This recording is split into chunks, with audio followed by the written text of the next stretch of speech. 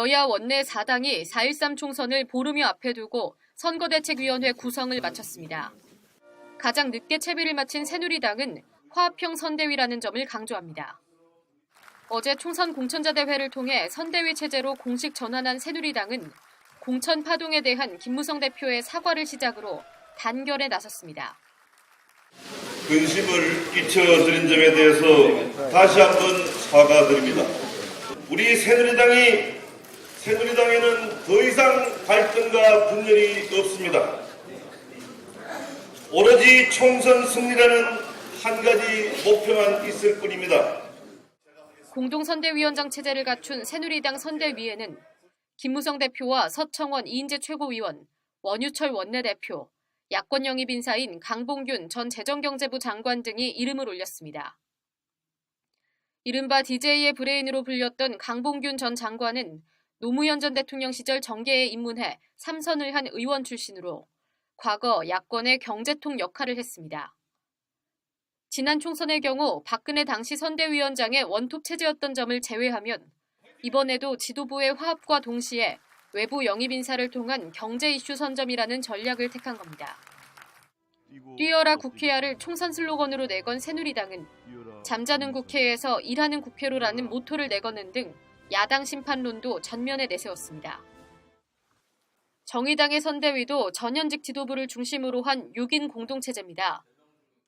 심상정 상임대표, 김세균 공동대표, 정진우 원내대표와 더불어 노회찬 천우선 전 대표, 민주노총 위원장 출신인 조준호 정의당 초대대표가 공동선대위원장을 맡았습니다. 이미 지난 14일에 선대위를 발족한 정의당은 선대위를 정의로운 선대위로 칭하며 정책 발표를 이어가고 있습니다. 어제 중앙선거대책위원회에 참석한 심상정 상임선대위원장은 이번 선거에서 모범을 보인 정당은 정의당뿐이라고 강조했습니다. 2월부터 24차례에 걸쳐서 총론적인 정책 기조와 분야별 공약을 발표한 유일한 정당입니다. 정의당은 민생 제일, 선명 야당이라는 슬로건과 함께 국민 월급 300만 원, 복지임금 100만 원이라는 대표 공약을 전면에 내세우고 있습니다. 국민의당도 공동선대위원장 체제를 택했습니다. 안철수, 천정배 공동대표, 김영환 의원, 이상돈 중앙대 명예교수까지 4인 공동선대위원장 체제였던 국민의당은 비례대표 1, 2번 후보자인 신용현 전 한국표준과학연구원 원장, 오세정 서울대 물리천문학부 교수를 어제 추가로 임명하면서 6명의 공동선대위원장을 확정했습니다. 국민의당 선대위의 특징은 과학, 대표 선수인 신용현 전 원장, 오세정 교수의 서울대 융합과학기술대학원 원장을 지낸 안철수 대표, 과학기술부 장관 출신인 김영환 의원까지 6명 중 4명이 과학계 인사입니다. 국민 속으로라는 슬로건을 내세우면서 기존 정치체제를 타파하겠다는 국민의당이지만 현재 꾸려진 선대위의 면면은 특정 분야에 치우친 모습입니다. 더불어민주당은 유일하게 원톱 선대위를 꾸렸습니다.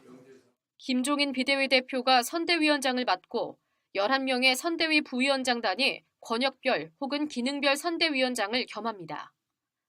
더민주는 더불어경제선대위라는 이름을 붙였지만 부위원장단 구성에서 경제는 부각되지 않습니다. 오히려 눈에 띄는 점은 보수 성향 인사들입니다.